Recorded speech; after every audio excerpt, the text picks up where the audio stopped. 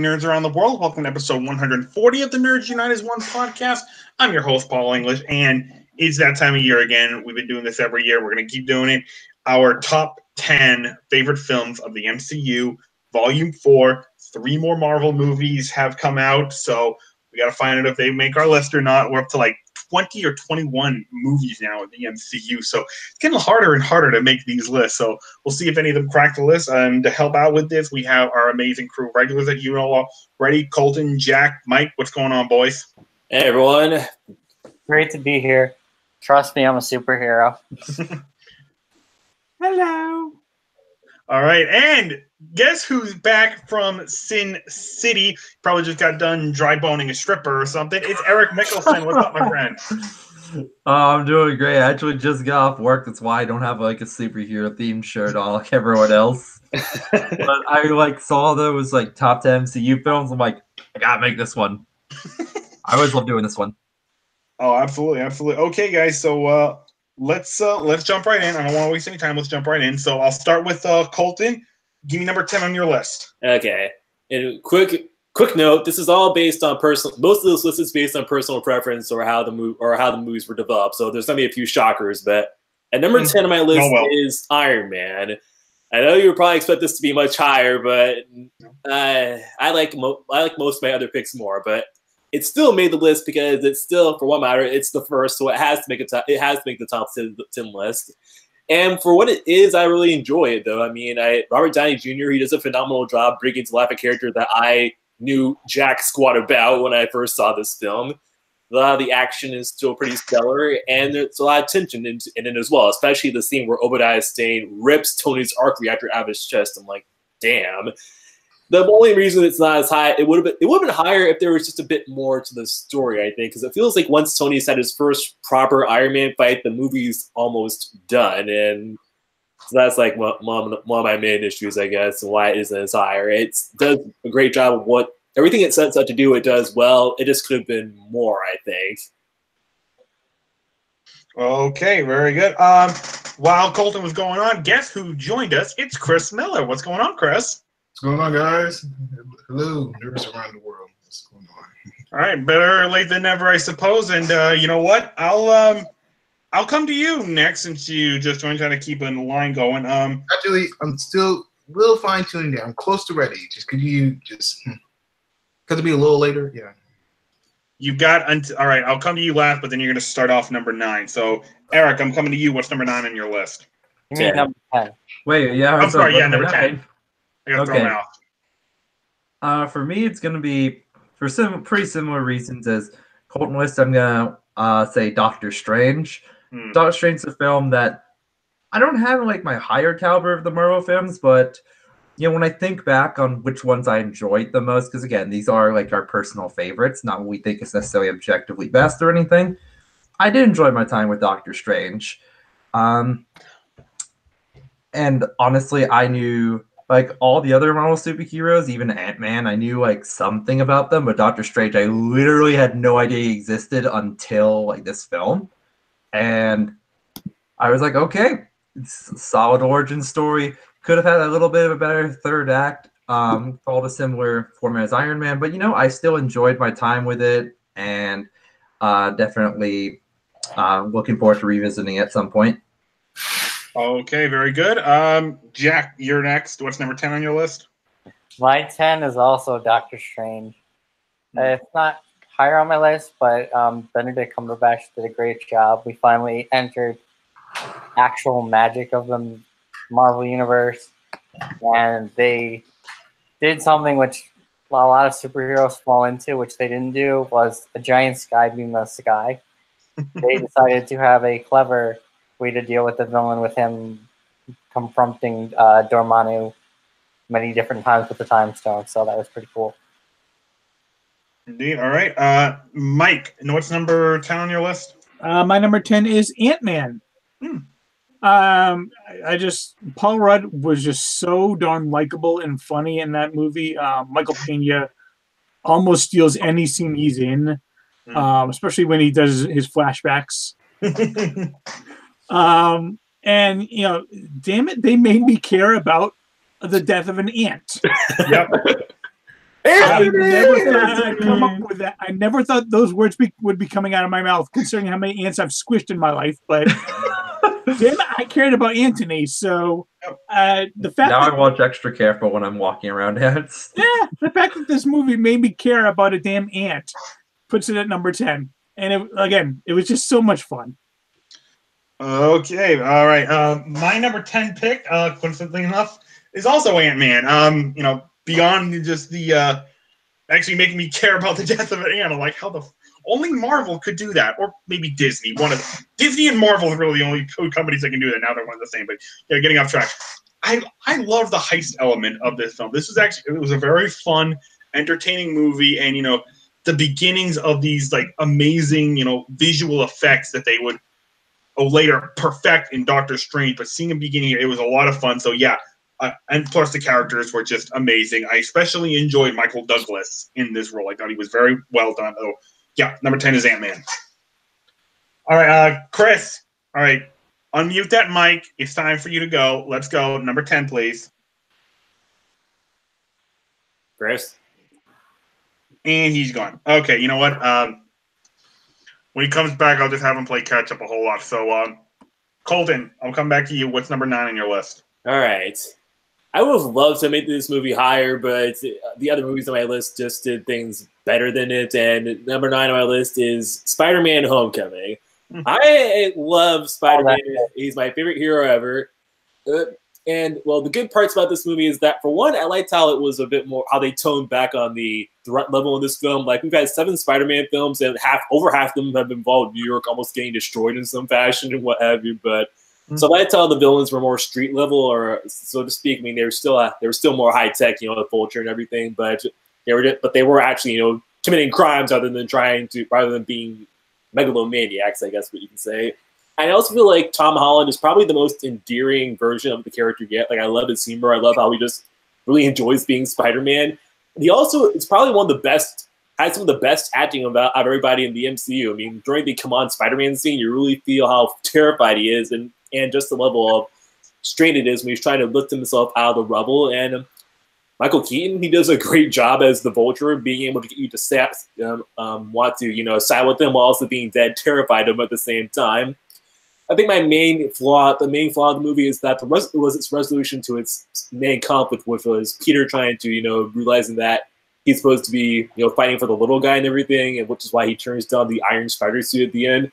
I understand. It's like I'm glad he made that decision at the end of the movie, but I was a little confused as to how he came to that conclusion. You can sort of imply why he did, but it would have been better to spell it out a bit better, I think, since that was the main conflict of the film. But overall, though, it's still a solid movie. Did a great job adapting Peter and Spider-Man to the MCU. Had some pretty good and solid action scenes and great humor and all that jazz. So overall, that's my number 9. Okay, Eric, number 9 on your list is? All right, so for me, this might be one a lot of you have a bit higher. But my number 3 is Black Panther. Or number 3, number 9. I'm sorry, I saw like a 3 in my list of like stuff I'm like looking at here, and I thought 3. But number 9 for me is going to be Black Panther. Wow. I thought where I had it placed was going to be controversial. Now, before I continue, Doctor Strange I was kind of like on, but all 9 of these other ones, I really, really like these films. So it's really hard to like place all of them. For me, the reason I have Black Panther so low on the list is because as time's gone on, I've kind of realized a lot more of the kind of errors in the writing or little plot holes that kind of bugged me a little bit when I've like looked at clips again or watched the movie again. And also it kind of falls in that third act syndrome, where the third act it's like kind of like not great, and you can see the CG budget kind of falls apart near the end. But those things being said, I think it had an incredible villain. I think all the acting from all the actors was great. Especially in such a turbulent time politically like this, being able to talk about something so divisive like this, like that it covers in the movie, but do in a way that doesn't feel forced, I think is very impressive. And overall, I just loved the movie. I just don't like it quite as much as the other films I have above it. Okay, all right.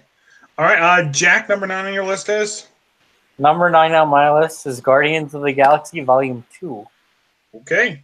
One of my favorite parts in that movie, which I'm sure most of you can agree on, is Rocket Raccoon, Groot, and Yondu taking back the Ravager ship.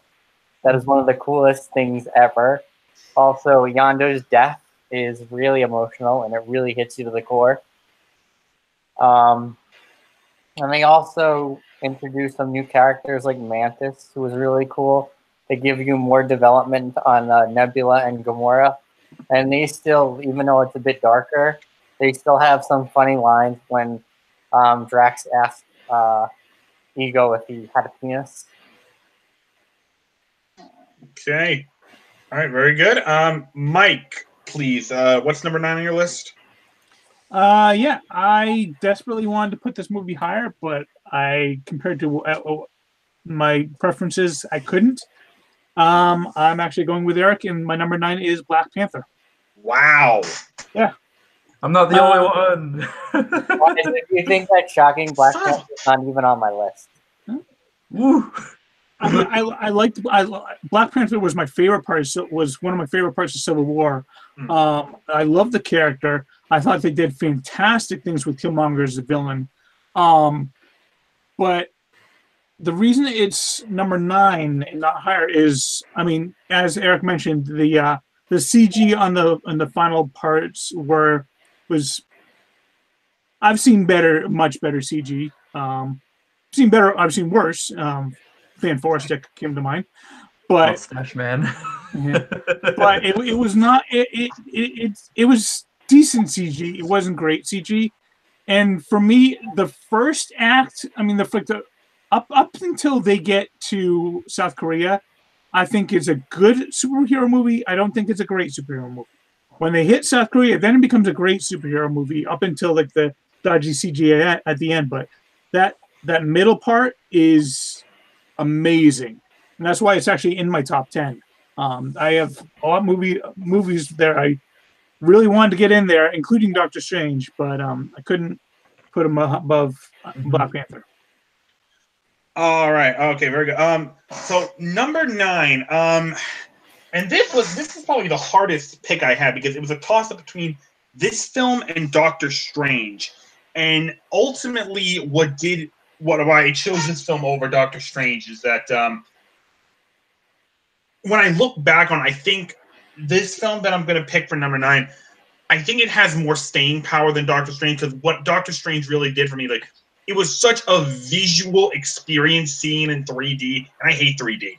I fucking love this movie. Seeing it in 3D, which is so it's a throwaway. But once you get past it, I don't think there's much to Doctor Strange, sadly, and that's why I went with number 9, Spider-Man: Homecoming. Now I'm not jumping on the bandwagon with people saying, "Oh, this is the greatest Spider-Man movie ever made." No, it's not. Spider-Man 2 still is. Deal with it. I'm not one of those jumping on Tom Holland's the best. He can be, okay. But yes, this was a very, very good movie. I did like the scaled down level of it. Michael Keaton fucking owned every scene he was in, and apparently I heard some reports going on that he would actually whisper to Tom Holland, "Because I'm Batman," to Malcolm Gladwell. That alone just makes me laugh. Like, yes, please. If the big nitpick I have about this, and I'm not going with the whole Michelle being MJ thing. I already did a rant about that. The problem I have with this movie is this: the replacement of, in this film, Peter Parker's greatest, his source of inspiration is trying to emulate Tony Stark. He wants to be a hero like Tony Stark is. I wouldn't have a problem with that, except it's so established that Peter Parker's biggest motivation is trying to atone for the mistake he made of not saving Uncle Ben. That failure of his has been his greatest motivation just his entire run in both comics, other animated series, and other movies. So to not even mention that, and I know it's been done to death in the other films, I get it. We didn't have to see Uncle Ben getting shot again, but to ignore it in this film, I don't know. It didn't sit well with me as such a big Spider-Man fan. Something about it just did not sit well with me. Just completely remove his greatest motivating factor and replace it with something else. So I think that's why it's only number 9. I think if they had mentioned, I think it would have been a lot higher. But yeah.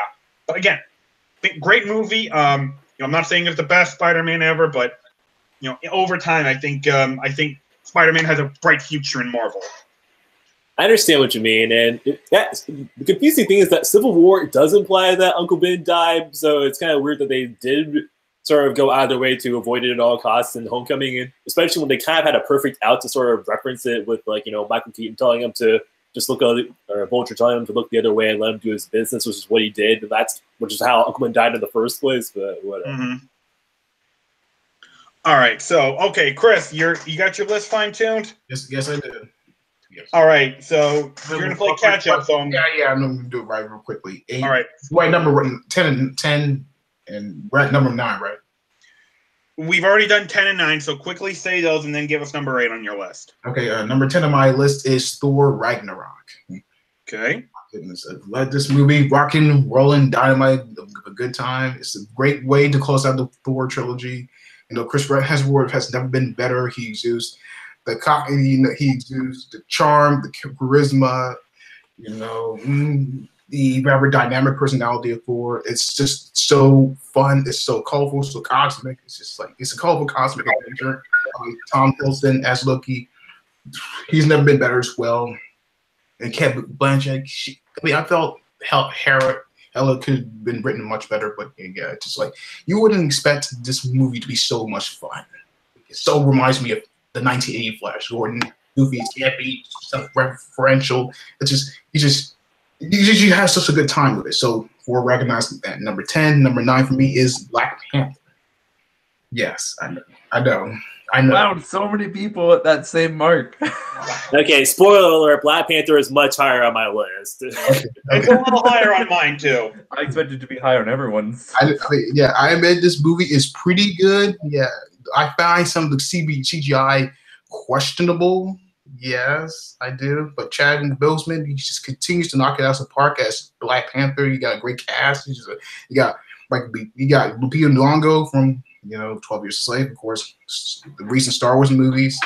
Nadia Guerrero, Martin Freeman, Daniel Kaluuya, Tisha Wright, Angela Bassett, Forrest Whitaker, Andy Serkis. Of course, you got Michael B. Jordan, who is awesome as Killmonger. He's probably right there in terms of the best villains that come out of the MCU. It's just like this got a great screenplay. It's got awesome, fantastic characterizations. It's very topical. It deals with various issues we deal with today. It's very much political, but it doesn't get in the way of the storytelling. And the characters are definitely realized. Like I said, it kind of drag in the second act. I felt, but it doesn't prevent it from. It doesn't. It just, to me, is rather exhilarating on all levels. Not a masterpiece, as some people say, but it's probably. I enjoyed it. I think it's definitely awesome, I felt. And number 8 for me is Doctor Strange. Great origin story. Great origin story. I mean, I knew very little about this character. I mean, my knowledge was rather good. But yeah, before the film came out, I knew of him, but I didn't have the deep knowledge. I mean, he is an intriguing character, but Benedict Cumberbatch was perfectly cast as the character. He's very much, of course, his personality is very much akin to that Tony Stark. He's very arrogant. He's very assured in his abilities. Yes, I like that. It's just the visual, the visuals, they're mind-bending. It's just the special effects is just incredible. Just, the villain was a little lackluster. Miles Mikkelsen just didn't cut it for me. It's Caecilius. It's just, I felt he was, And the MCU doesn't really have a good track record of villains, I felt. But I felt it honored this source of material very well. I mean, it had great action. I like the mysticism of the whole thing. It was awesome. And so it was, I felt, well put together from my point of view. I really like this movie very much. So number 8 is Doctor Strange. Okay. Colton, what's number 8 on your list? Okay, this is gonna probably be the biggest shocker of my entire list. Probably even more shocking than that time where I listed the Avengers as my top as number 7 on my list. But it's going to be. It was originally it was actually in the top 5 a couple of top MCU lists ago, but now it sits at number 8, and that is Captain America's Civil War.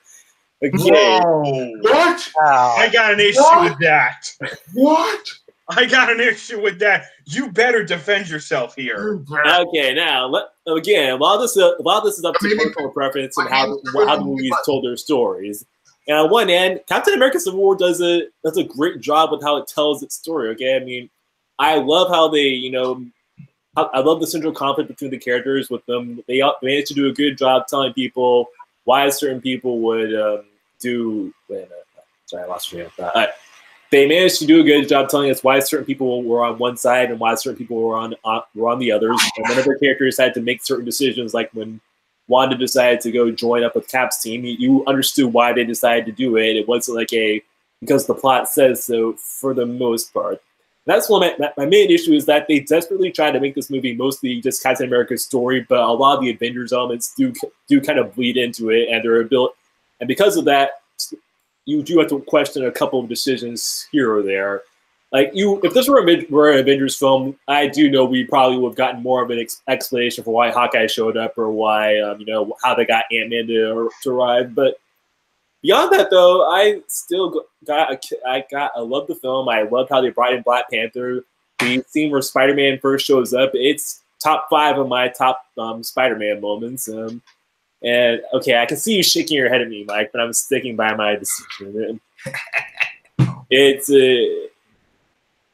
maybe in hindsight it might be higher, but as I was trying to cobble this list together, it was just a little difficult for me to figure all this out. And some of the other movies are just a lot better, I think.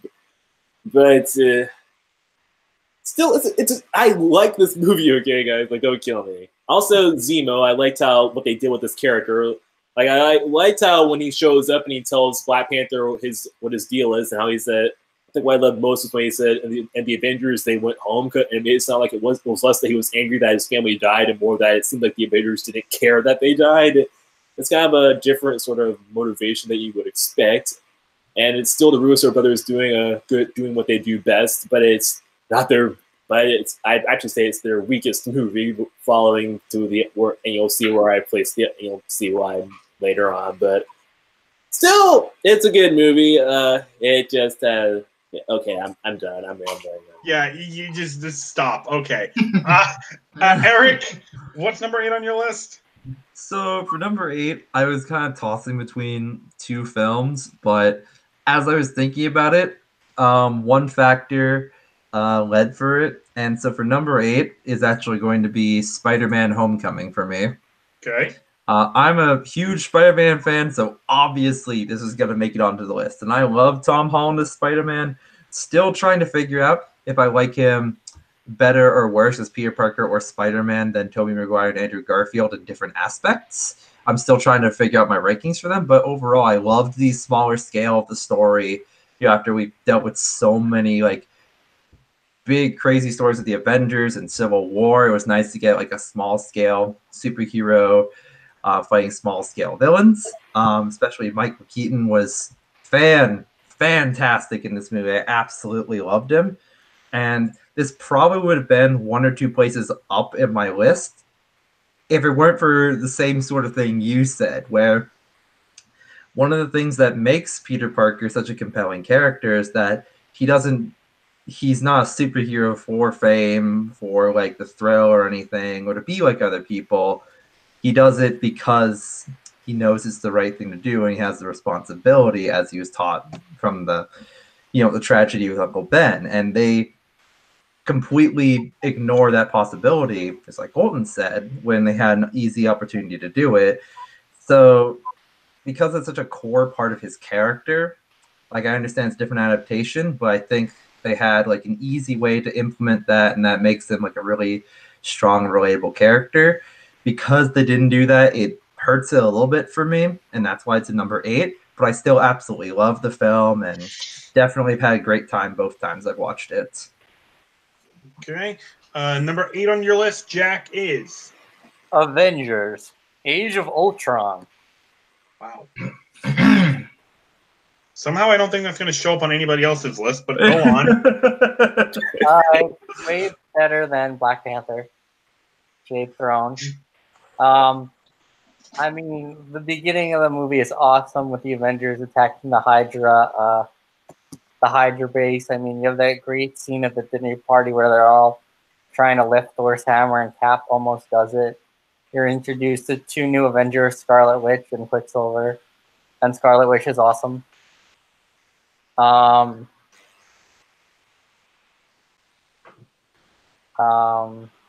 think what else? Ultron was a pretty cool, menacing villain. I mean, his voice was great. And then the Vision. The Vision is a freaking badass, man. I mean, the Vision is OP as fuck. And Scarlet Witch is hot as fuck, so... that's on my list. Mike, what's number 8?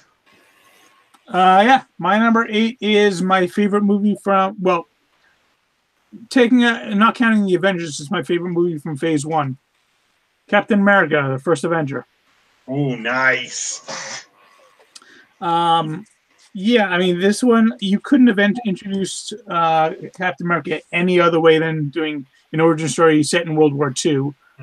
Joe Johnston is a master at doing period pieces. I mean, just go rewatch The Rocketeer. That movie is an unsung gem. Mm-hmm. But I mean, Chris Evans just infuses this character with such earnestness and such honesty and integrity that you completely buy that he would be the one that they would want to make into this like the super soldier symbol of the country.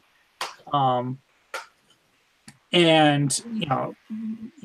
The Red Skull is kind of a little cartoonish, not gonna lie, but he's still a very menacing villain. And Hugo Weaving did a fantastic job just making him just someone you want to see beaten down, and very threatening as well when he actually punches the shield and you see a dent. I mean, that's some pretty strength. That's pretty good strength right there. So and the beginnings of the relationship between Bucky and Cap, I thought was fantastic, and the fact that they continue it through, I thought was beautifully done. So yeah, my favorite movie favorite one of Phase 1 minus the Avengers, of course. Number 8 is Captain America: First Avenger. Very good pick. Very good. Okay, number 8 on my list, and Mike, please don't hate me for this not having this higher, but it's Thor Ragnarok. I know. Listen, I did enjoy this movie. It was a whole lot of fun. The top 3 Stanley cameos, I'd have to say. Seeing Thor and Loki continue that relationship was awesome. The Planet Hulk subplot, I'd actually watched Planet Hulk for the first time a few weeks before going to see this, so it was still fresh in mind. So seeing that subplot inserted in here was very fun.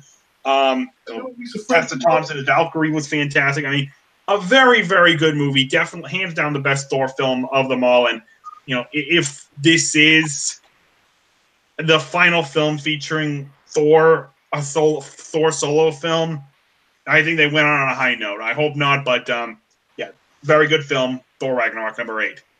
Okay, number 7, Chris. Let's keep going. All right. How long we go? All right, number 7 on my list is Spider-Man: Homecoming. All right. I really like this movie. It's to me, it's the 3rd best Spider-Man movie after Spider-Man 2, and Spider-Man Into the Spider-Verse is number 1 for me. But this one is all the iterations of Spider-Man. This one just really, really just I can't kick. I just really get a kick out of enjoying. Just it had the right amount of action, excitement, and humor. The humor is really they really deliver with the humor in this. Tom Holland is a perfect choice to embody the character of Spider-Man. That earnestness, that tenacity, he brings it so much. He brings it so much. That eagerness he really impressed me. Playing this character, of course, I love his part. I love his moments with Happy Hogan. It's like, come on, kid. It's like, you wasting my time. It's like, come on, chop, chop, chop. It's like, he always exasperates with him. I mean, just like he's always exasperated with him. It's like his eagerness. I mean, and also Marissa Tomei. Yeah, she could have done a little more as May Parker. I enjoyed her. But and also Michael Keaton as the Vulture. He just man, he scared his pants off. Especially that car scene. He's pulling out the gun on him. This dude just like he was scared the living shit out. He just really brings that sense of menace to him. He was awesome in that. I mean, yeah, it kind of ventures to the cliche territory for the most part. I mean, what I like about it is it's light. It's not trying to build off and trying to build a franchise. It's not part of it. It's like very much a side story in the end. It's very much, it doesn't get involved in the franchise. It's just breezy, light, colorful, fun, and fun. That's what I like about it. It's a raw, clean, good time. So number 7 on my list is Spider-Man: Homecoming. All right, Colton, what's number 7 on your list? Number 7 on my list is Captain America: The First Avenger.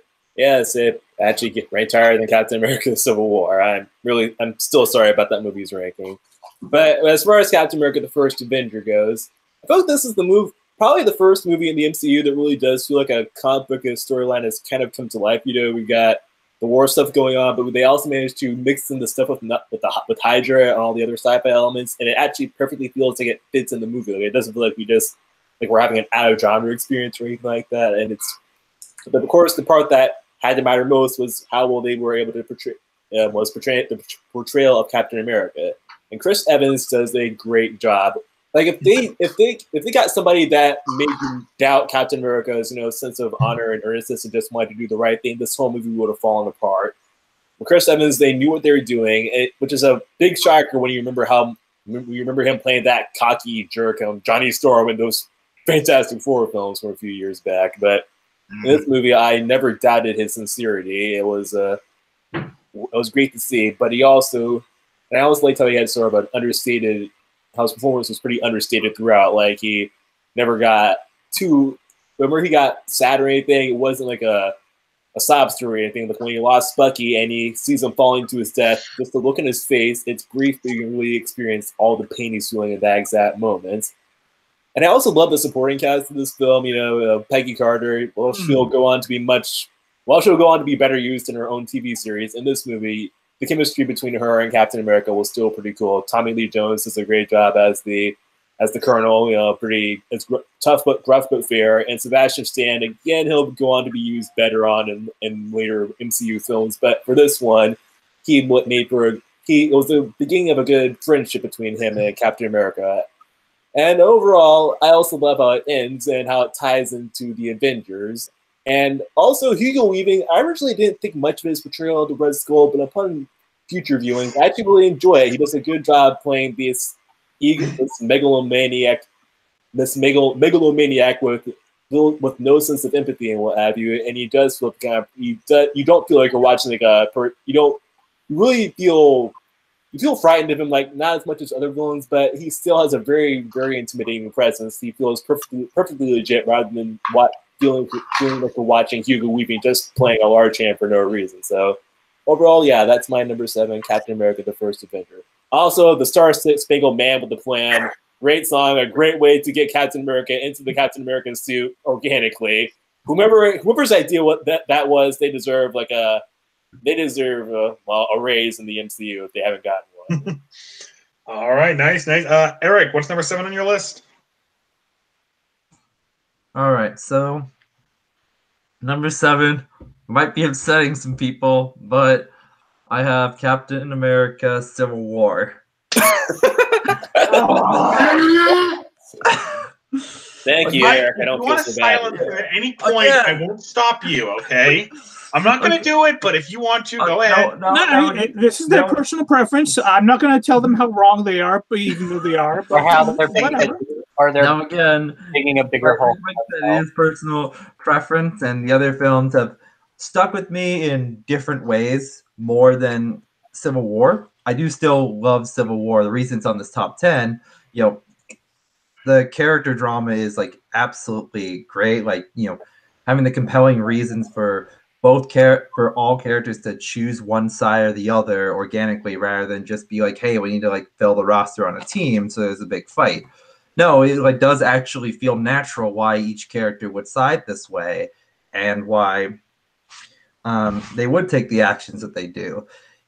Especially the final scene, where it's like Captain America and Iron Man duking it out. Like that was really brutal. And just like everything leading up to that was fantastic. I love that there was not actually just a villain. It was really just a conflict of the heroes. And that was something that we haven't really seen before. And, it's made me appreciate the film like more and more as time's gone on.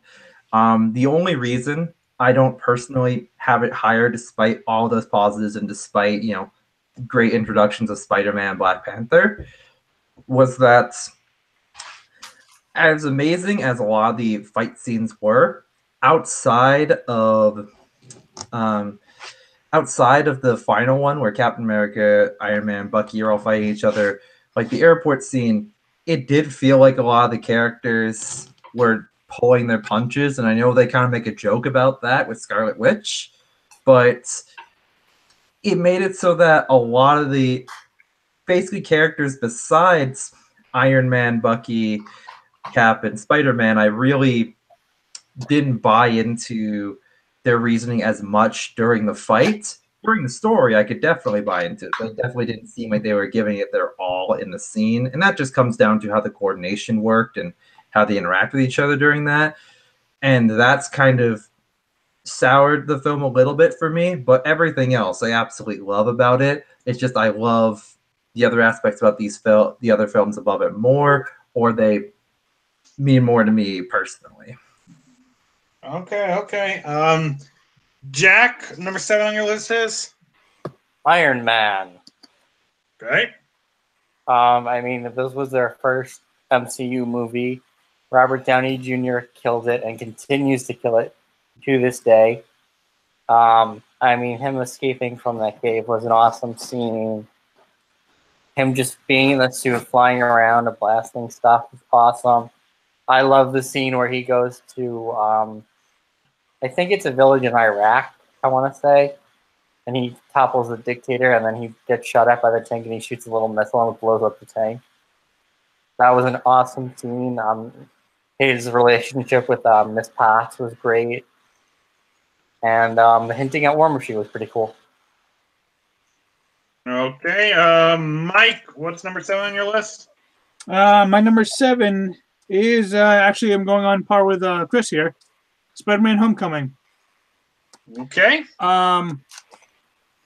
This one was fantastic. It was definitely a great return to form for Spider-Man after the Spider-Man 3.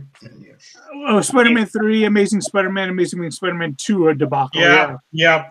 Amazing Spider-Man was really good. No, it wasn't. Amazing Spider-Man was watchable. No. Watchable. The first half of was Amazing watchable. Spider-Man is good, and the second half is okay-ish. And Amazing Spider-Man 2 is a pile of dung heap. Everything between the first and last 10 minutes, yes. Yeah.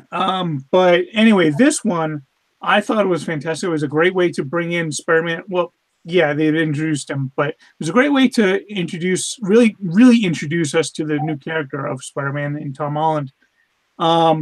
The relationship between him and Tony Stark is definitely one of the cores of the movie.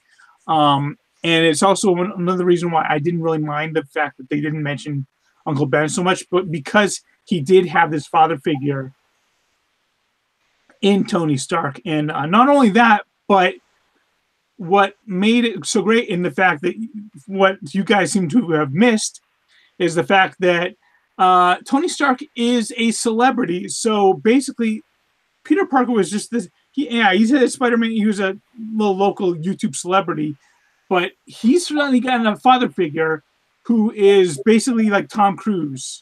Just like sees you and say, "Hey, I'm going to mentor you." It's like, dude, he is starstruck. He is like he's getting all these cool presents, and then he finally at the end he realizes, you know what? I don't really need to have all. I don't really need to be a celebrity. I don't need to be a star. I just need to be a friendly neighborhood Spider-Man. That's all he needs, and that's what makes that. I mean, in the the interactions between him and Ned were fantastic. I had no issue with the MJ thing, because I thought she was a cool character anyway. And it's not MJ, so problem solved. Yeah, it's not MJ.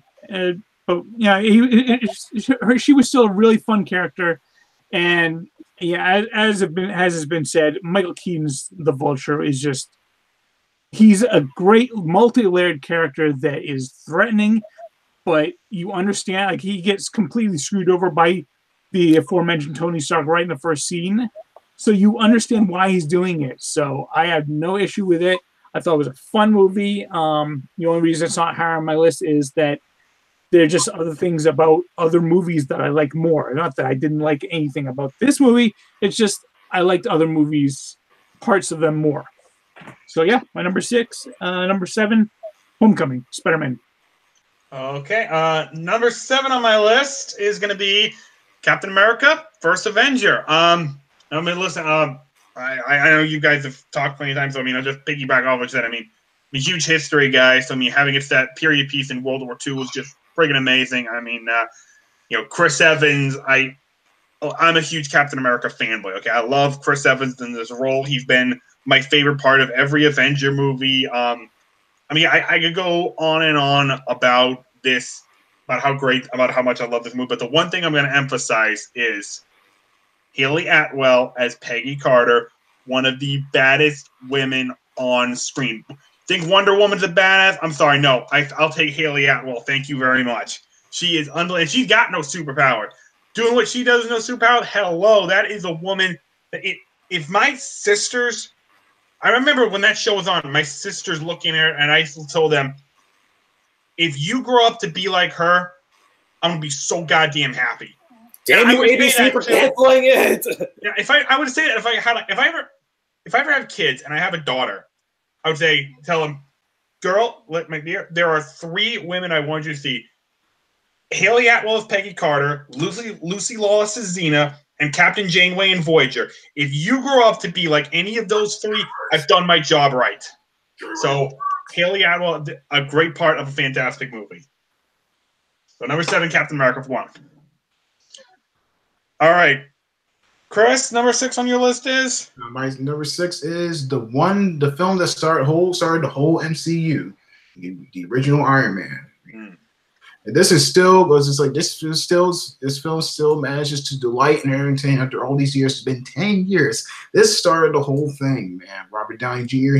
I know it was quite a gamble to get him, but man, did he deliver! He just embodies the character Tony Stark, the cockiness, the wit, the attitude.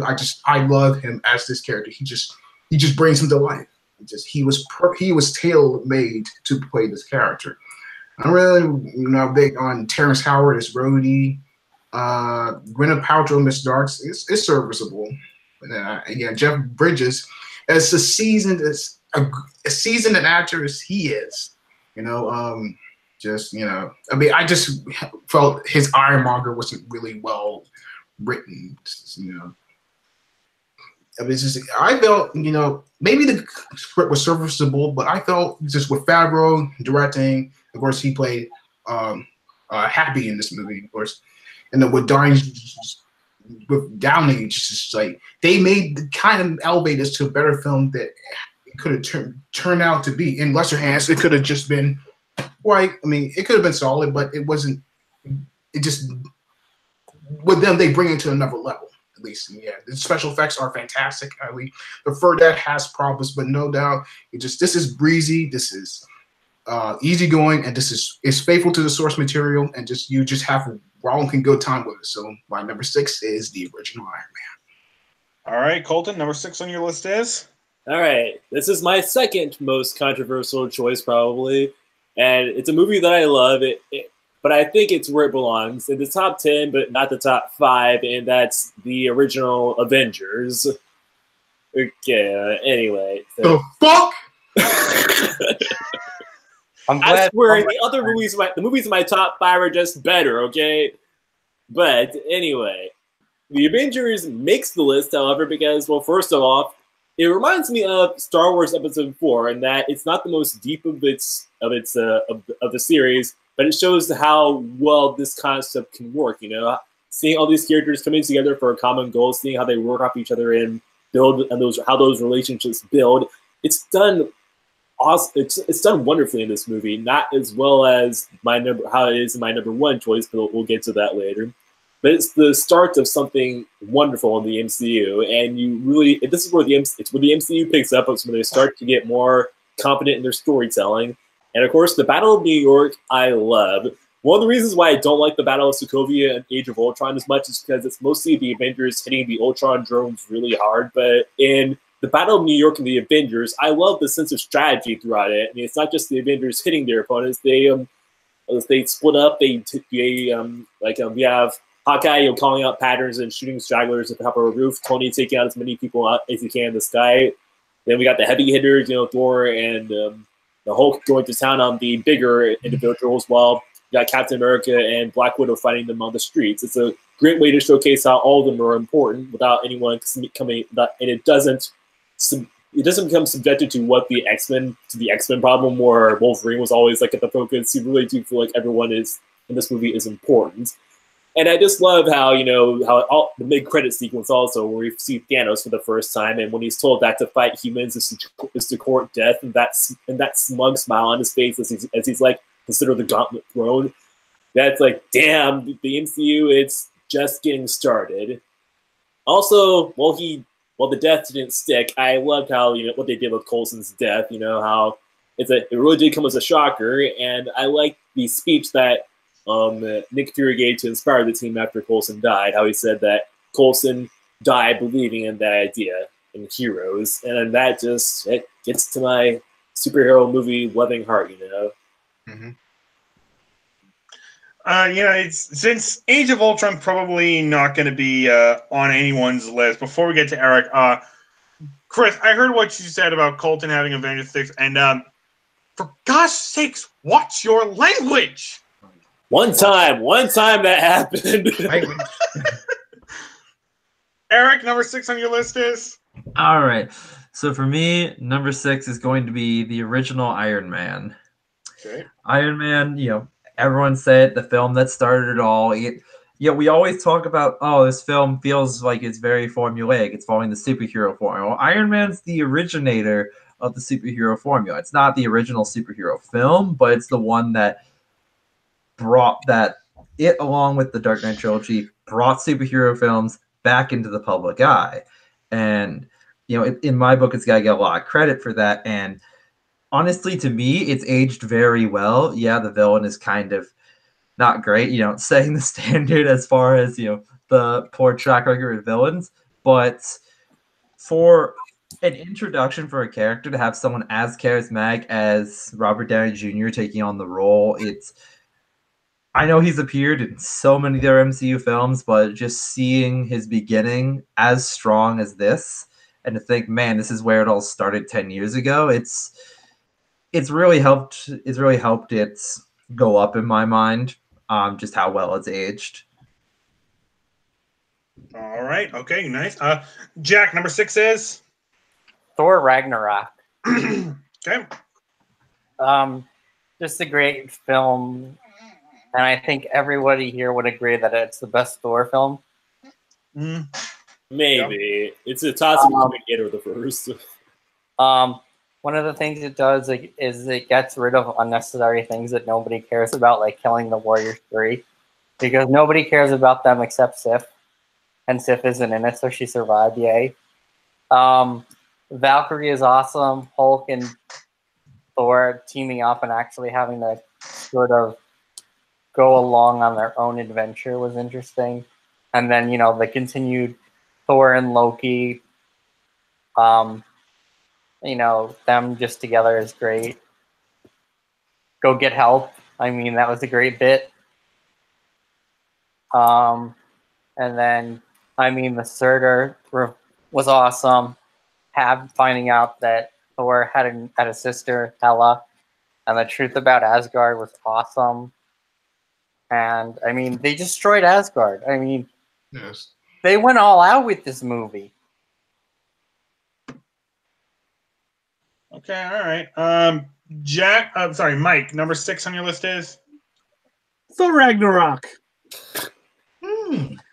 Yeah. I don't mind the first Thor movie. But I thought this one was a vast improvement, mainly because they let Chris Hemsworth just do whatever he wanted. Just have fun with the character. Because in its core, Thor is kind of a goofy character.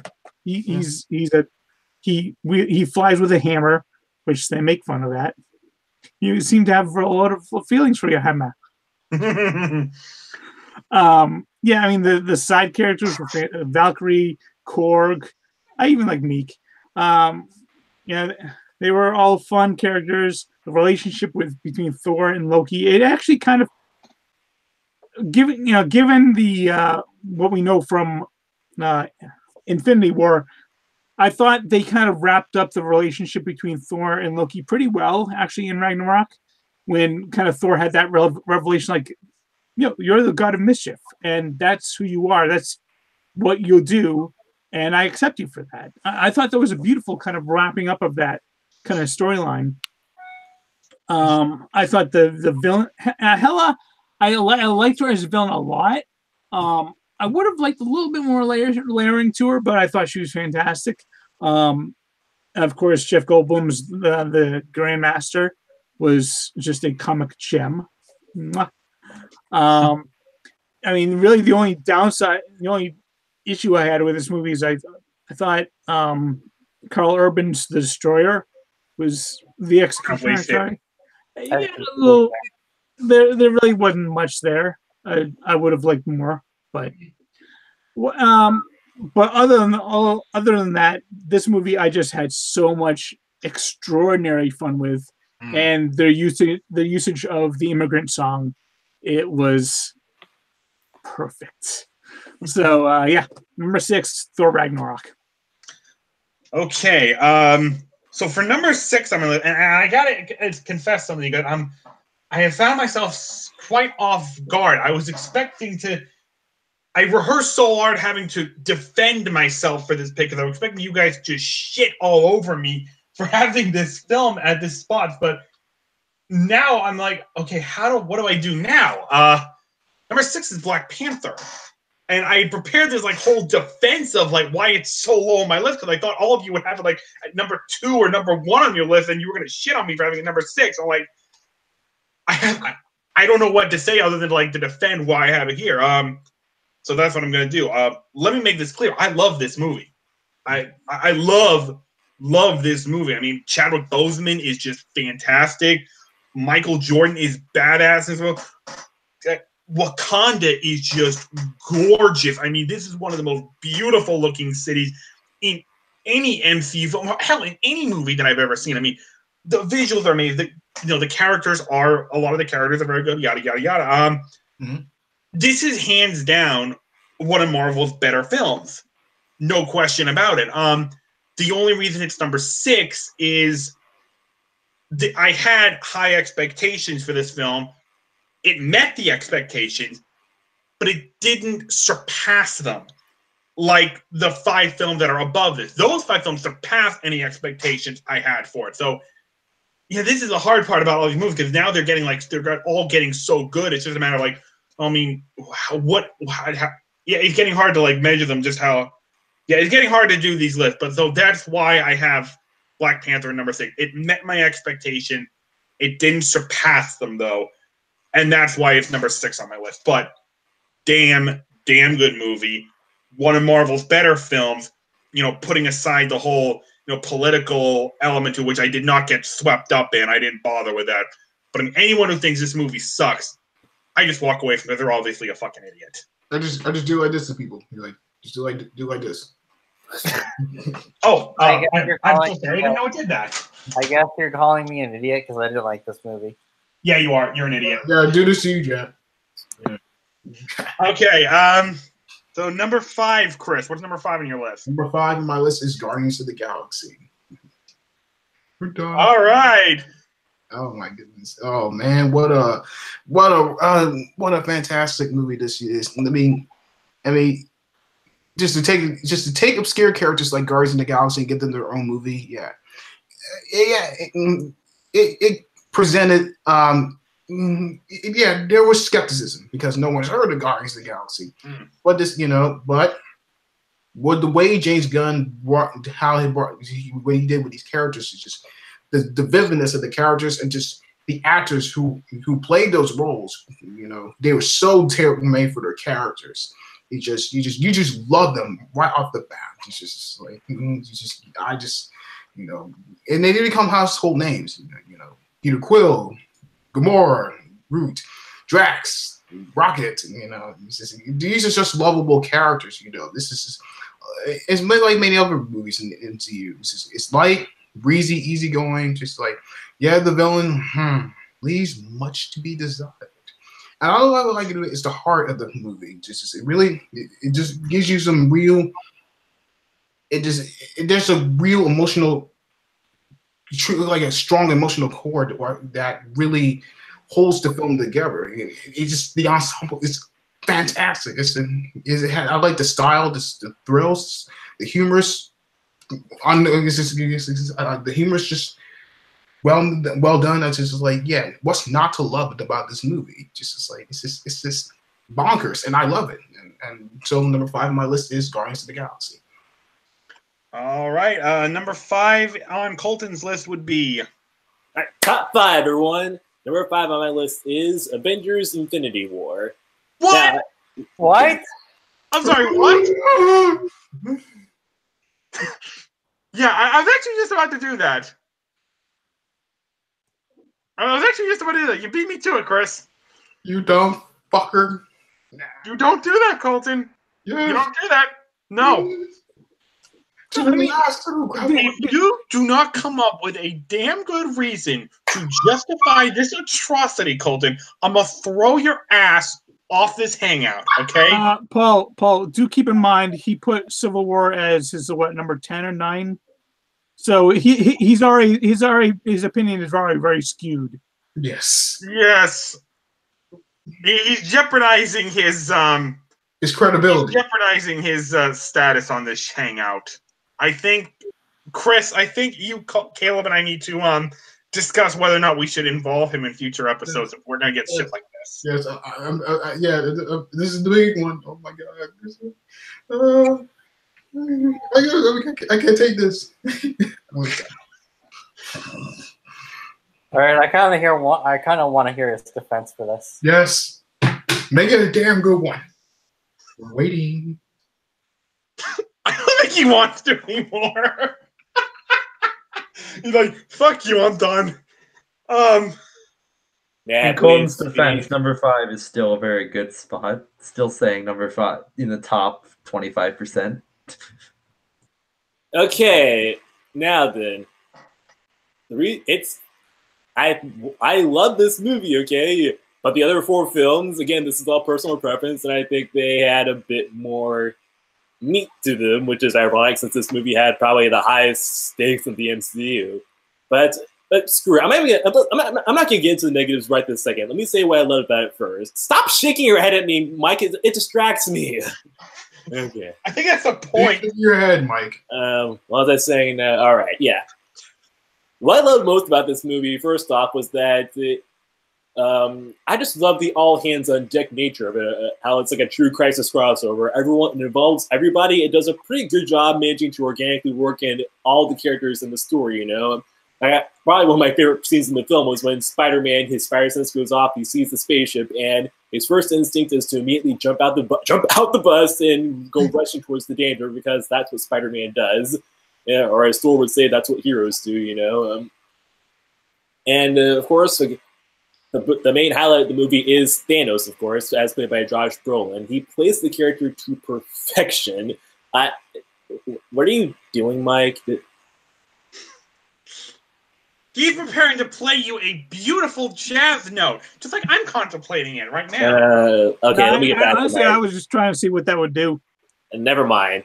Like I said, Josh Brolin, he plays Thanos to perfection. We've had to wait for this guy to get into action for like what 6 years now or something like that, and he proved it was well worth the wait. Just the very first scene where we see him. I love this. I love how it's shot. You know, where we see Loki just touring towards him as he's bathed in the shadows, and you just feel the weight of the character as he slowly comes walking into light, as he's dragging a badly injured Thor behind him, and it makes you wonder just what the hell they did during that in the fight that slaughtered half of the Asgardians.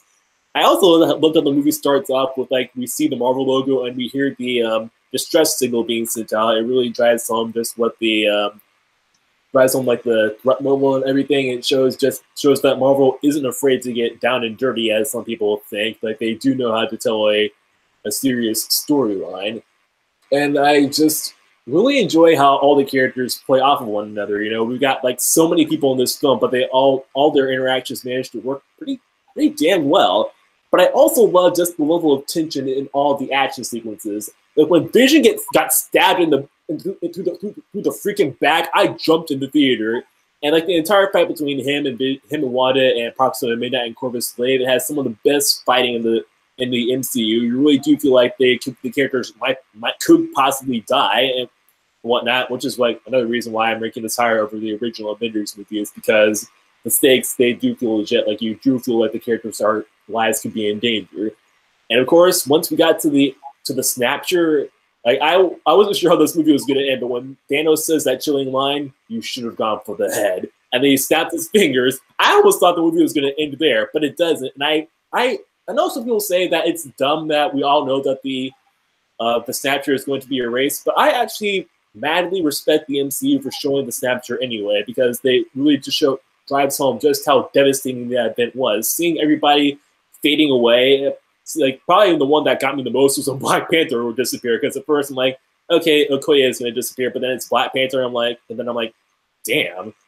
But of course, we can't forget about when we lose Spider-Man as well. Tom Holland's acting is great. You really do feel how frightened he is, and it reminds me that he is, he is still a 17-year-old boy, and what have you. So overall, Avengers Infinity War is my number 5. I really don't have any problems with it. It's just that my other 4 movies are, well, I like them more. But we'll get to that when we get to that. Mm-hmm. Is there even a point to continuing? I mean, it's not like anything's going to shock that. Stop that shock. Gosh. They're disappointing. Eric, what's number 5 on your list? All right, so this one's not going to be controversial in the sense that it's too low, but some people might say this is a bit high. Mine's going to actually be Captain America: The First Avenger. Wow. Honestly, of all of the solo movies, for origin stories, it was my absolute favorite. It's weird because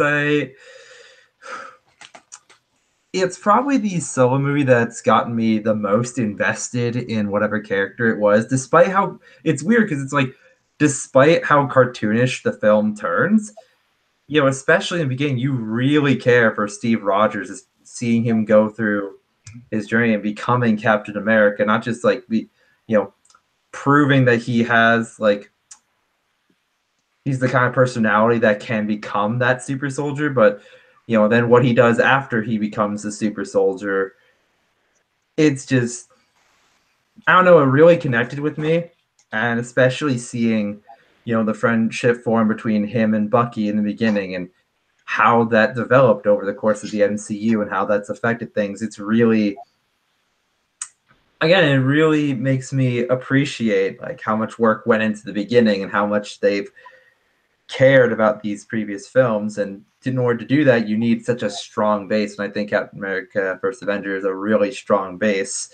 Not to mention, I also just really like World War II settings, and so that naturally fit with what I enjoy, and I was just really impressed that they could do an origin story so well for someone that's, not so super compared to the rest of the Avengers who you see in previous films.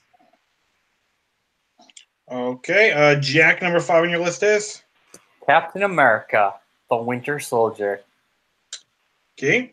It's a little low, if you ask me. Would turn the I wouldn't be talking. Okay. I mean, this movie turned the entire MCU and even the TV universe on its head by revealing that Hydra was in S.H.I.E.L.D. all along.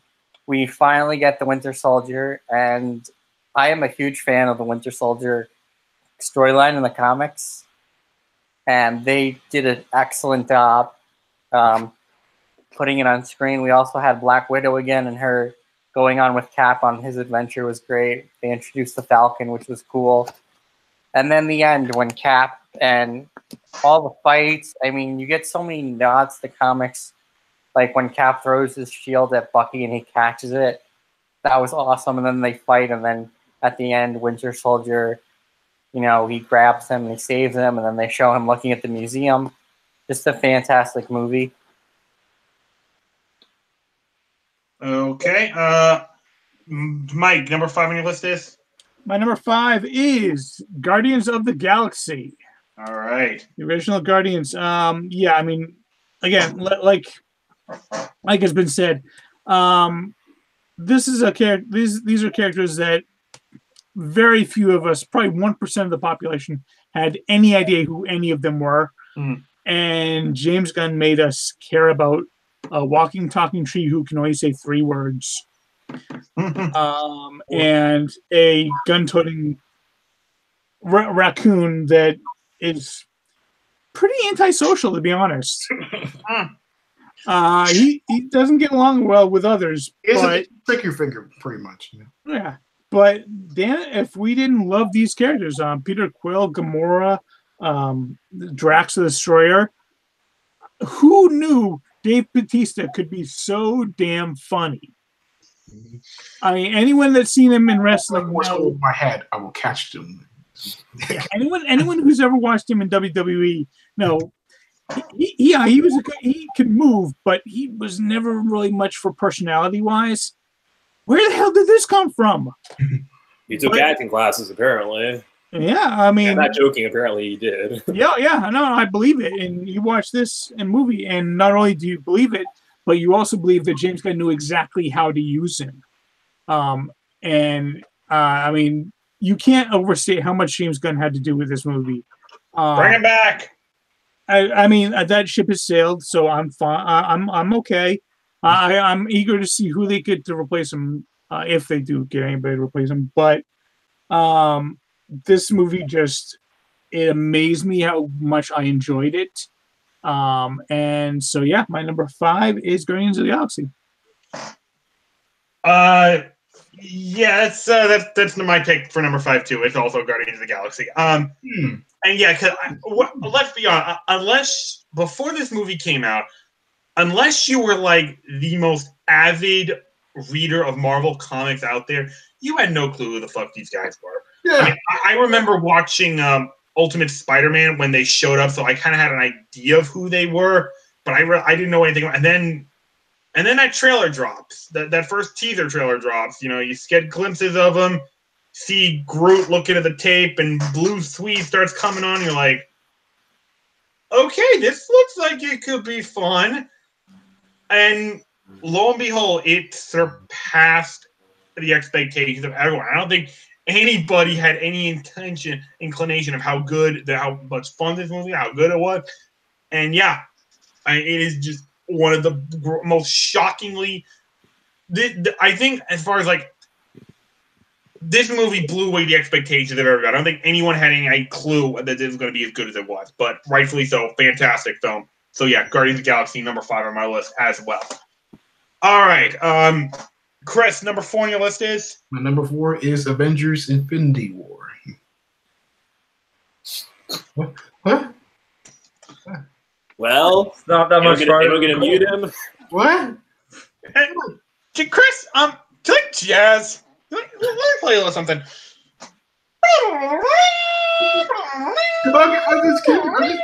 I can hold that note all day, but it's the original Avengers.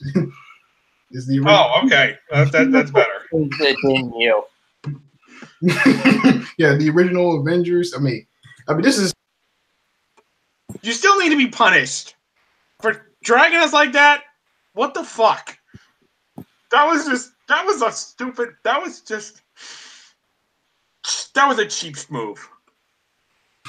No! No! No! No. The long wood. Oh, I was this close to drawing the line with you. I'm just kidding. Try it. I dare you. Okay, I'm going to exercise. Okay, on with the Avengers. This is the first team up movie, superhero team up movie that it just was how big a deal it was. We get the biggest heavy hitters in the Marvel universe, some of the biggest heavy hitters. Iron Man 4, Captain America, Incredible Hulk in one movie. Yeah, you cannot stress how big a deal it was, But Josh Whedon, man, kudos to him for bringing the humanity of the characters. Yeah, it just isn't all about spectacle. What he did was make us care about these characters. Yeah, they were introduced films earlier, but what he did, the kudos to him is that he made it, he pulled it off. He succeeded in delivering a film with such a massive cast and especially characters with such distinct personalities. He had that assurance, he had that confidence in writing and directing this film. He just being faithful to these icons of popular culture. Yes, the story's kind of stuck to. Yeah, you can kind of say it's kind of kind of cliche, but that doesn't really matter. I suppose you could say what matter what you came to see the Avengers in a film. Yeah, this hasn't happened before. That was the draw of this movie, and that boy, woo, yeah, it delivers. It's just the wit, the sensational action sequences, like I said, the acting performances. Yeah, he delivered on all fronts. And to me, he's pretty much the unsung hero of this movie because he proved making this movie could succeed. He proved that it could work. You can make this good. It was too big to fail.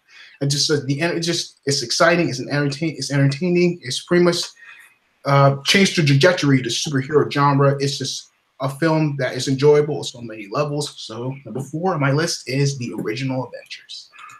Okay, Colton, what's number 4 on your list? Number 4 on my list is going to be my final sort of controversial pick, and it's Ant-Man. Okay. Again, this is the most personal preference. Okay, Eric. No. That was uncalled for. That was uncalled for. Okay, as I was saying before I was rudely interrupted, it's probably the most personal preference moment of the entire list. And the reason why it's number 4 is because I think it just served as a reminder that, hey, amongst all the world ending and all the doom and all the dread that sometimes comes with these movies, we just need to have fun sometimes. And I love how Kevin Feige just lets Peyton Reed and company just have a blast with this movie. The special effects are like every special effect seems wet dream and everything. And I just love how all the comedy we get from Paul Rudd, from all the other Michael Pena, even Michael Douglas and Evangeline Lilly. But I also like how they make Scott Lang into a pretty likable guy. He just really wants to be here. He wants to be there for his daughter, and I like how it's probably one of him being a dad. That's probably kind of unique for a superhero film, as there aren't that many, I think, in the genre. Cassie is just freaking adorable. He's so ugly. I love him.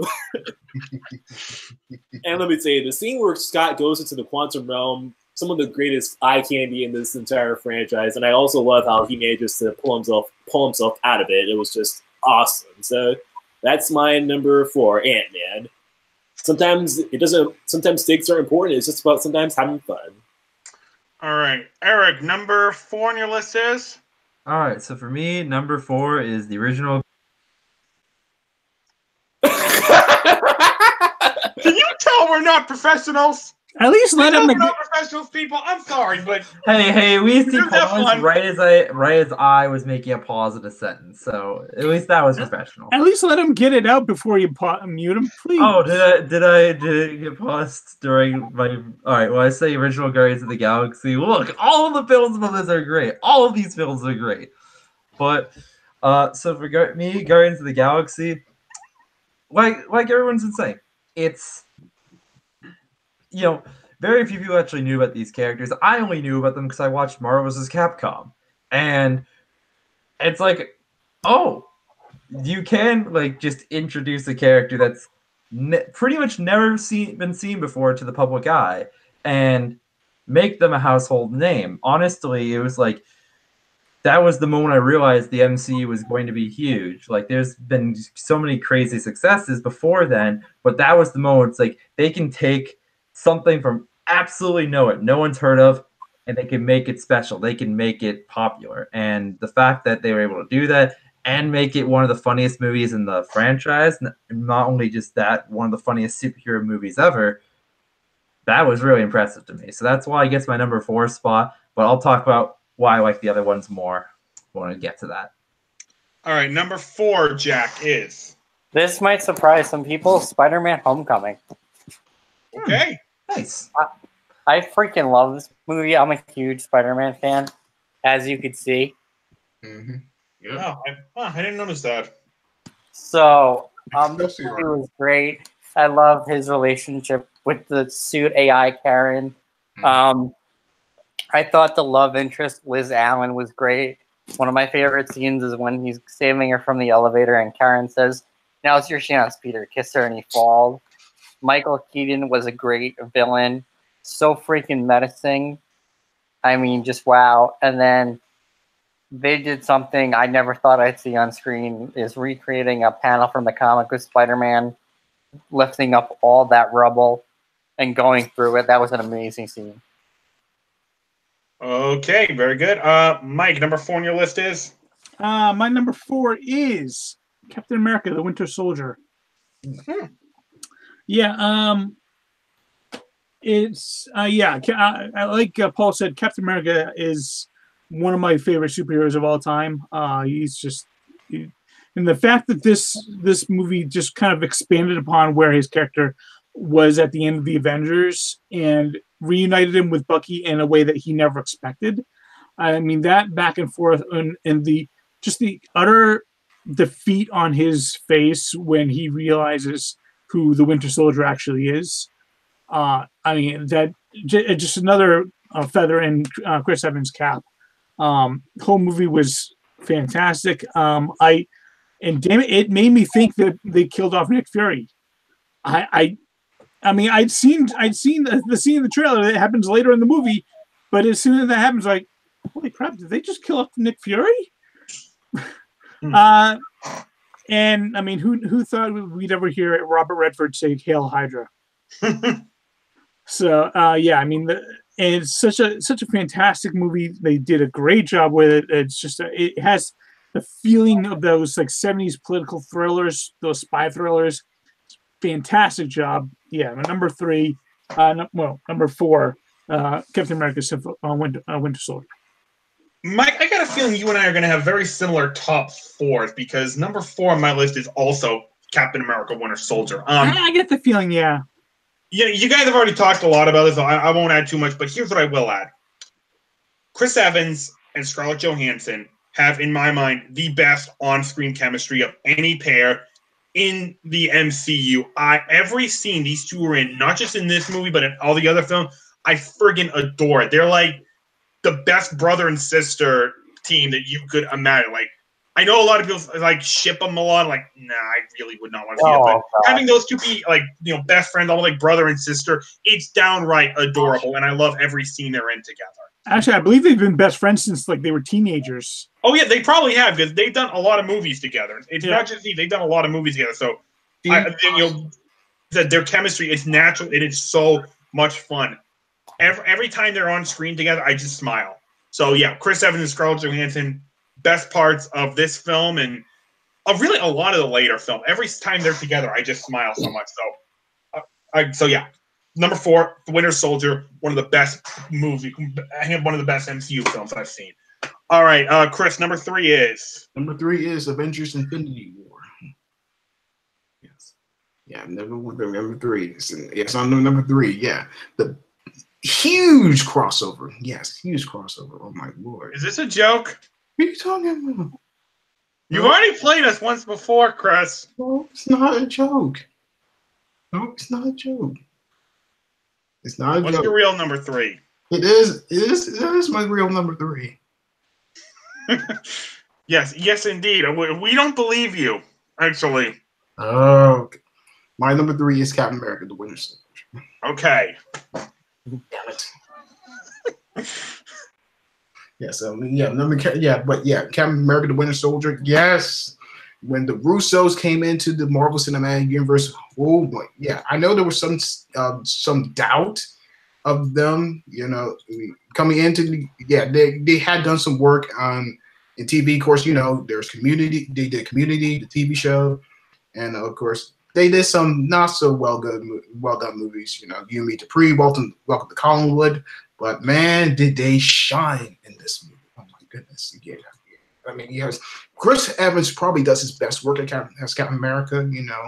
You can really get the arc of this character. He's pretty much a very firm patriot in this country, but he finds himself at the crossroads, not only with the country, but in the world at large, because the world has changed a little for better or worse.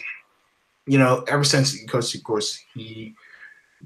since the time he was frozen, but you really are invested in the journey of him in this film. Of course, I like Anthony Mackie as Falcon. Of course, Samuel L. Jackson's back as Nick Fury. I mean, Robert Redford, the great Robert Redford, Alexander Pierce. I mean, although his character it's okay at best. I mean, yeah, he just delivered a great performance. Just like I love him and Scarlett Johansson's chemistry. In this film, I love their byplay. And Sebastian Stan is great as Bucky. Return, yeah, it's the shock of him seeing Bucky ask the Winter Soldier, that's just jaw dropping to say the least. But I like how politically astute and topical it is. It's very much thrilling, and it's very tight, and it's very it's very pulse pounding. It's just it really puts you on the edge of your seat. So my number 3 is Captain America: The Winter Soldier. All right, Colton, number 3 is Black Panther. I'm so glad to finally bring this movie up. All right. Okay. So, all right, I know you. Now, let me be clear. I do understand why everyone else, what the issues, what they have with the movie. I'm not one of those people that's like, hey, if you don't like Black Panther, you're a racist or something like that. Though I actually have seen a. Thank you. Though I have seen a little bit of racism throwing up the movie, but that's another story. But anyway, what I love about this movie is just it might not be the biggest in terms of scale or stakes, which is actually why it's number 3. If it was higher in scale, it would ring higher, but. I just love what the cast does in this movie. They inject so much, life and energy into their performances that it really does elevate the story up a bit. Elevate the story up a lot, all the I love what happens between, T'Challa and Killmonger at the very end of the film. It's a very quiet moment, but you really believe the weight behind Killmonger's final words and how it changes Captain America, how it changes Black Panther to want to be a better king, And I love how this movie is ultimately about, trying to build bridges instead of being sealed off by barriers like Wakanda always has been, That final moment, Black Panther's final line about how we got to be a single tribe instead of being separated and everything. That's a line that we really need right now in this time of, in these days, I would say. And I also love how this movie looks. Like that first scene where they enter Wakanda and he's like, "This never gets old." I could watch that over and over again, and I could honestly spend an entire film just learning about Wakandan society because it looks just that interesting. So, like I said, Black Panther is my number 3, and also Everett Ross. He was a good addition. Also, as played well into the whole, T'Challa doing things differently from other kings, and I also like that scene between him and M'Baku and how he's like, And Baku's like, why should I fight with you now when no other king has ever done so? And he's like, I can't speak for the other kings, but I can't make it for right now. It's a really good dynamic between all of the characters, and it feels like they all have a part to play rather than some of them just feeling like they're just there or what have you. So Black Panther is my number 3. All right, Eric, number 3 is. All right, so for me, number 3 is Avengers: Infinity War.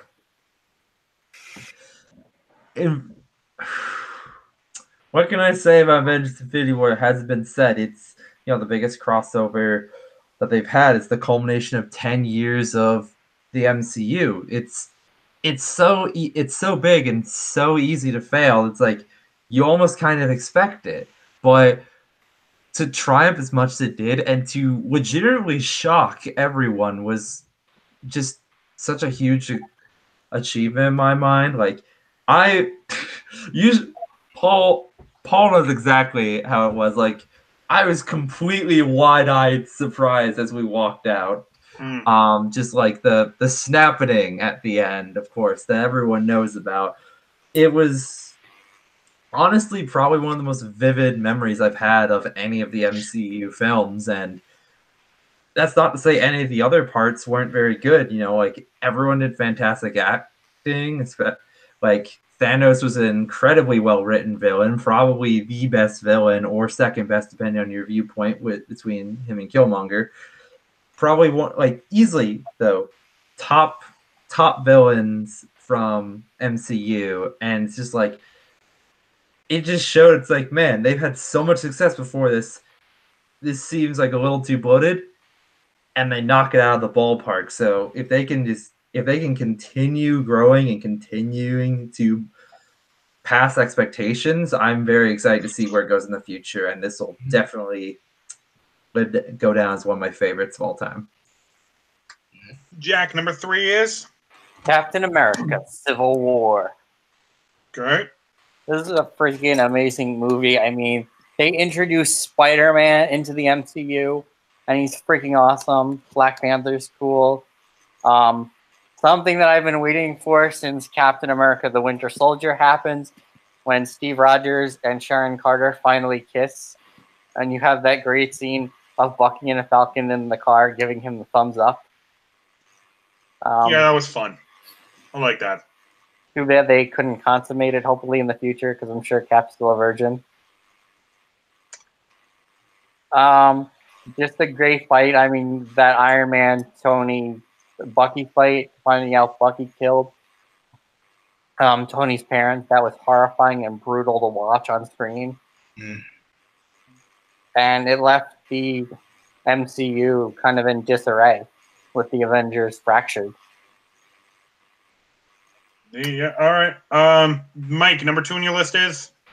Number 3. 2? I'm sorry. Number 3. Number 3 is the original Avengers. Yeah, I mean, the first act it was okay, wasn't anything special. Second act was really good, but that third act is easily one of the best third acts I've seen in a very long time. And that third act alone, the Battle of New York, is what keeps this movie in my top 5. And in fact, it keeps it in my top 3. So yeah, and that's really, I mean, what more needs to be said? It's the Avengers, number 3. Yeah, not much. Yeah, basically what you said about it, I can say the same. My number 3 is also the Avengers. There was a reason why this was number 1 for so long, up until Civil War came out, which was that Battle of New York. It was just legendary, really. This is the first Marvel movie I saw. First MCU film I saw. My bad. First MCU film I saw. I saw it in theaters because I was pressured so much by colleagues at work. You need to see it. You don't need to see the others. It's fine. Just go see it. Okay, I'll see it. Holy shit. What a fucking great movie this was. So, yeah. I mean, can't get much more better than this. This is like everything you want from a good comic book film and then some. So, number 3, The Avengers. All right. Trying to pick up the pace a little bit, guys. Getting late. Chris, number 2 is? Number 2 is Captain America: Civil War. Okay. Captain America: Civil War. This is an exciting and gripping way to close out the Captain America trilogy. Yeah, And, even when it was said that reported that Tony Stark, that Iron Man would be in this movie, he's like, I'm not really sure. I mean, I love Iron Man. It's just like I don't. It's like actually, I was more kind of pleasantly surprised that he was going to be in the sequel. Just like, yeah, to someone who feels like it's Avengers 1.5, it's still Captain America's movie. I mean, yeah, the plot does tend to be a little sluggish at times. It can be a little convoluted in some aspects, but yeah, this is enjoyable. But yeah, the theme is very thematically rich. It's got terrific action sequences. Because the centerpiece of it is the whole colliding between Captain America and Iron Man's viewpoints, and the end fight, and of course the airport battle scene is just one of the best action scenes ever, not only in any superhero movie, but any movie, period. It's just terrifically well made. And it's just, of course, the ending battle between Iron Man and Captain America duking it out, that packs an emotional wall because these are allies, and you just see them just fighting each other and fighting one another, man. It's very officially gripping. It's just, at least you kind of shell shocked, basically. And just, that leaves a gut punch. I mean, that's why, and I think it's above all the Marvel movies, because there are no real winners in this whole movie. It's really kind of a downer, really. But then there's no doubt this fires on all cylinders. So number 2 is Captain America: Civil War on my list. Indeed. All right, Colton, number 2 on your list is Guardians of the Galaxy. This is a movie that combines 2 things I love: superheroes and space. I love the different worlds that they visit. I love the cinematography. I love its sci-fi musical score. But above all else, I love these characters. And it's ironic. Characters that we've never heard about, they managed to capture what the MCU is overall about, hearts and its characters. But these are people that, as Star Wars said, that have lost a lot, but they managed to find purpose through each other. This is probably the first people that they've ever, that have ever actually come together, seeing them come together during that circle scene. It really lifts my spirits. And when they share the power of the Infinity Stone to take out Ronan the Accuser, I love that scene to pieces. It could probably be one in my top 10 favorite Marvel Cinematic Universe scenes, actually, Yourself, bitch, with the Guardians of the Galaxy. Yes. So yeah, number 2 on my list is Guardians of the Galaxy. Okay, Eric, number 2 on your list is? Number 2 for me is going to be Captain America: The Winter Soldier. Okay. I'm not sure what much else to say. You guys have kind of said it all. This movie is fantastic. Got great characterization between and chemistry between Chris Evans and Scarlett Johansson, and also just the relationship between Captain America and Bucky is, especially for someone that likes the first film as much as I do, that was like especially great for me. And I think what makes it so good for me personally is that this isn't so connected with the superhero Marvel universe and it is such a good spy thriller or type movie that it's like I could probably legitimately show this to someone that's never seen anything Marvel related and just like pass off just a good movie on its own, not even just a good superhero movie. And to me, that gets it a lot of extra points. Indeed. All right, Jack, number 2 on your list is? Avengers: Infinity War. Okay. I mean, we've already talked a lot about it, so I'll be brief. Great moments. Spider-Man gets an Iron Spider suit. The dusting. I mean, I cried when Spider-Man died. I mean, I know he's coming back, but he's my favorite superhero, so it was hard to watch him die on screen, especially that heartfelt scene. I mean, there's so much action, everybody teaming up. Just a great movie. And Thanos was an excellent bad guy after waiting many years to finally see him in action. All right, Mike, number 2 on your list is? Avengers: Infinity War. Okay. And speaking as someone that already has 2 of the Infinity Stones, I can say that I am right. Now, I actually spent on my birthday this year. I actually went and saw it in IMAX. Drove 40 minutes, went and saw it, and It was. I mean, I'd seen it before that, but seeing it in IMAX was amazing. I mean, especially the scene that most stood out to me was the scene where Thanos sacrifices Gamora. The detail in his face, you could see the pain in his face when he realized what he has to do. And it just added so many levels to Thanos as a villain. He is deep, he is nuanced, he knows what he has to do, even though he doesn't. He is breaking his heart to do it, but he knows he has to do it. And the fact that it's in essence, he is the hero of the movie. And in effect, the Avengers are the villains of this movie, and Thanos is the hero, and the hero wins. Yeah, he's the hero of his own story, and he's the protagonist of the film. Exactly.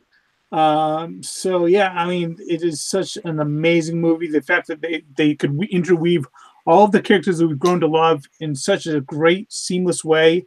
It is such an amazing movie, and I cannot wait for Endgame. So, number 2, Infinity War. All right, number 2 on my list is Captain America: Civil War. I you guys have already. I won't add too much to it, but I will add this. I know that Marvel has a poor track record of villains. Usually, when people talk about great villains, it's either Loki or Thanos now. But can we please give some love to Zemo? He fucking beat the Avengers, okay? He's not a god. He's not an indestructible robot. He's a normal, ordinary human being. He beat the fucking Avengers, okay? He did it. No superpower, just determination and a little luck and just a lot of planning. Well done, Zemo. You accomplished what a god and a metallic robot couldn't do. And you did it before Titan did it. You beat the Avengers. Good job, Zemo. Hell yes. All right, number 1. This is it. Let's get it done. Chris, number 1 is? My number 1 is Avengers: Infinity War. Epic crossover movie. Massive in scope and scale. Boy, this is epic. This is epic. You bring all the heavy hitters. Iron Man, Thor, Captain America, the Incredible Hulk, the Incredible Spider-Man, Doctor Strange, the Guardians of the Galaxy. Oh my goodness, they're all in this movie. It's fantastic. It's a roller coaster. It's like I said, it's just plain goddamn epic, man. And they face against the biggest threat they've ever faced. They've ever come across. Josh, in the form of Josh Brolin as Thanos. Oh my God, he delivers. Just what he brought to this character, the calm and control nature of it. That was just perfect, you know. And he is just, he's just strikingly menacing and just intimidating. He scares the pants off you, really. Just there's a lot of texture and complexity to his character. I love how they interpreted him in this movie. It's just like it's a monument to how they pull this off. How they accomplish this. Having such a master cast and it's just stories to scale, just you know. And it's just like like I said, it's Disney. It's like it's a goddamn roller coaster ride. It's just like, man, just like this, just decimation, the snapping, just like man, just that makes your heart just oh man. And this is like man, just like that. Like I said, it packs an emotional wall, man. Just like it gets to your emotions. It does have a strong emotional core to it, and I cannot wait for Endgame. So, number 1 is Avengers. All right, Colton, your number 1 is? Number 1 is Captain America: The Winter Soldier.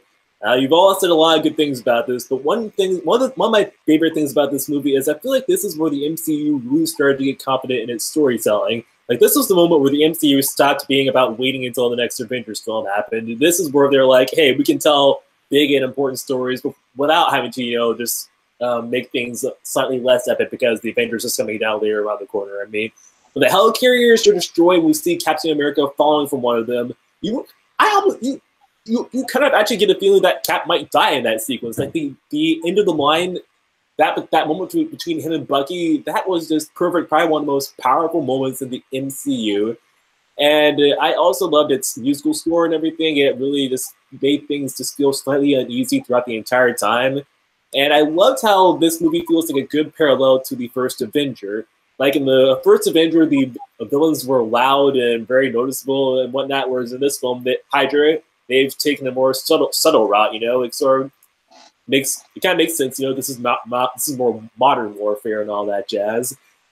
And it also, and as you said, I love the relationship between Captain America and Black Widow. It's really well done chemistry, especially when she's talking when she's saying, if it came down to me and you, and it was up to me to save your life, would you trust me to do it? And he says, I would now. I can see that. I understand that scene. I honestly see why people ship them, though I am glad that they're just close friends because sometimes a man and a woman, they are capable of being friends in Hollywood. They don't have to get together just because the actors have good chemistry and what have you. And it also has some of the best action in the entire MCU, even better than the Avengers. Like that one sequence with that first fight between Captain America and Bucky, it is beyond epic. That highway sequence, I really feel like Captain America could get killed in any second. And I love how they managed to have Bucky utilizing, deadly weapons throughout it. So it's not just him and Cap punching each other. There is a sense that one of them could die during it. So well done, Russo brothers. It's your best film out of your 3 movies so far, though. Endgame could possibly change things. It's really, and I love how it just makes the MCU much more than just waiting for the Avengers. So Captain America: The Winter Soldier is my number 1. All right, Eric, number 1 is. Well, number 1, if you've been paying attention to my list, it's probably pretty easy to guess. It's the original Avengers. Okay. I know a lot of people will say, like, as time goes on, they've made better and better movies, and I agree that if I'm to judge what the best movie is, I probably would give it to Winter Soldier or Infinity War. But the reason I have Avengers so high is because it means the most to me, and it's the one that I enjoy watching the most. It was, like Paul, this was the very first MCU film I'd ever seen. I'd seen, a lot of advertisements for all the previous films, and people tell me they were good, but I wasn't quite sure. I went to Avengers because everyone was saying it was good, and I was completely blown away by everything. It just not because to me, probably the most impressive thing about it is not necessarily that it was like a big team-up movie in the first of its kind, but more so it was a team-up movie. It allowed the big building of a cinematic universe and did it all with me going in knowing nothing about any of the characters besides the Hulk is a big green strong dude. And I got a good understanding of every one of their characteristics, their personalities, their relationships, their powers, and I didn't need any of the origin stories for any of them. And to me, that's just a feat on its own. And they've kind of taken that and done that with a lot of the other heroes, especially you can see that influence with Scarlet Witch, and Quicksilver, how they're introduced, and same with Spider-Man and Black Panther. But to do it with, to do everything they did and do that at the same time on such a big risk film, to me, it's just the most impressive feat of it all. And it's the one I enjoy rewatching the most personally. Okay. Jack, number 1 on your list is? This might be very controversial. Oh, boy. Let's get ready to the mute button. It's going to be Iron Man 3, isn't it? Oh, no. The Incredible Hulk. Are you serious? Fuck you. No, I was just thinking of something that. Would you believe me if I said Incredible Hulk was my number 1? You made me do it, asshole. No, I'm messing. It's Iron Man 2. Okay, you can only troll us so long, dude. Say your real one or get out. Too late. Alright, my real one is the first Avengers movie. There we go. Okay. Thank you. Which I saw in the theaters 3 freaking times. I love this movie. I never thought we would actually see a team up of heroes on the big screen, and we did. I mean, so great. Captain America, Iron Man, Thor. Their fight was awesome. Loki's a great villain. I mean, they defend a freaking city. Hulk smash. They save the day. They stop a nuke. They fight aliens. What more do you want? They're the Avengers. Heroes in New York? Come on.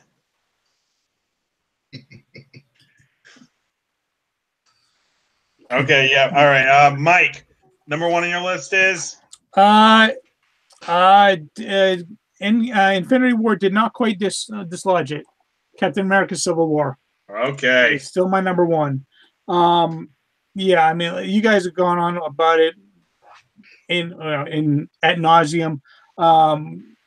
Zemo was a fantastic villain. I don't care what anybody says. Thank you.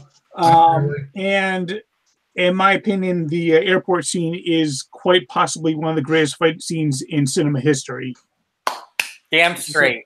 So, yeah, I mean, I love this movie.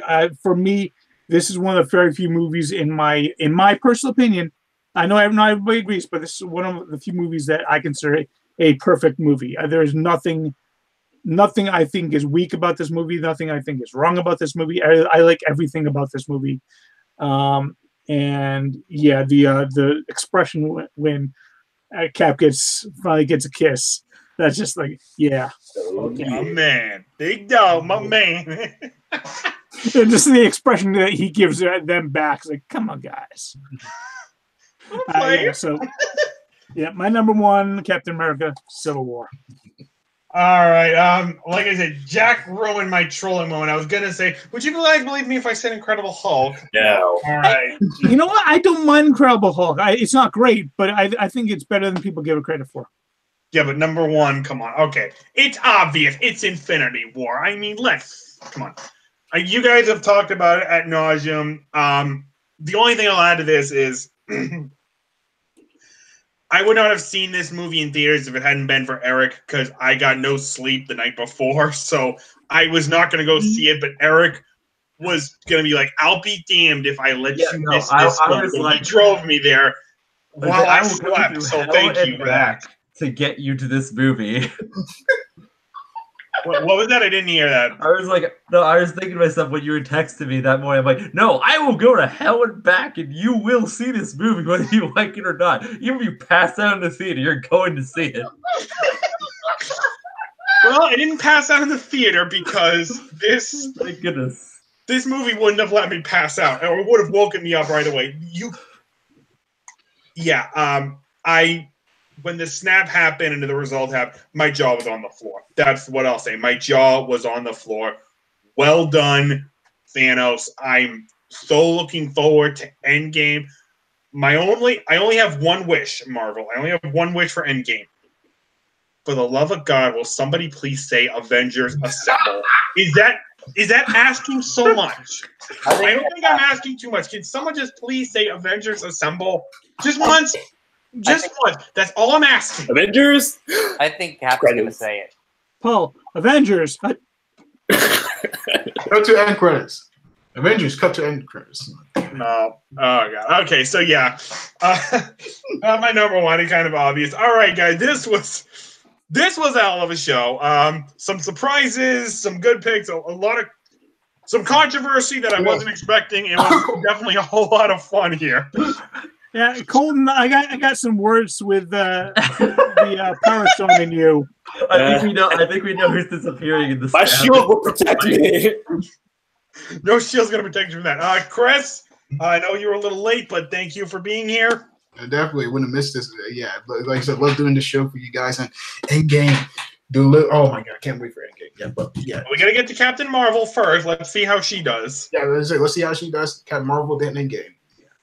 All right, Colton, I know we gave you a lot of shit. Some of it rightfully so, some of it not, but still, we're glad you toughed it out through the end. I loved it. I loved being here. It was a great show. I'm sorry for the rambling I did. I have a problem with that. I'm working on it. All right, Eric, my man. I know that.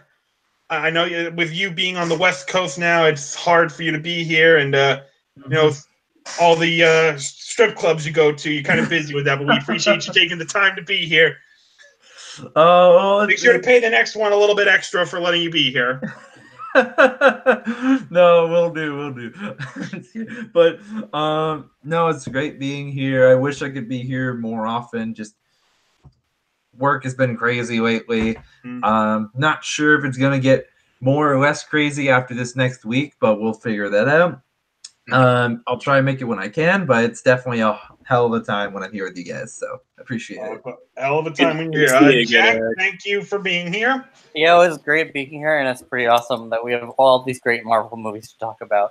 Yes. Indeed. And Mike, as always, a pleasure and a thrill, like always. Great to be here. And hey, Merry Christmas, one and all. Absolutely. Tuesday is Christmas. We hope on behalf of everyone in Nerds United One, I wish you and yours a very safe and happy Merry Christmas. Please tune in next week, our final show of the year. And you know what that is? We're going to be looking ahead to 2019 by counting down our top 10 most anticipated films of the year. We hope to see you there. I hope to see all of you here for it as well. And yeah, we'll see you next week. Have a great night, guys. Bye-bye. Bye.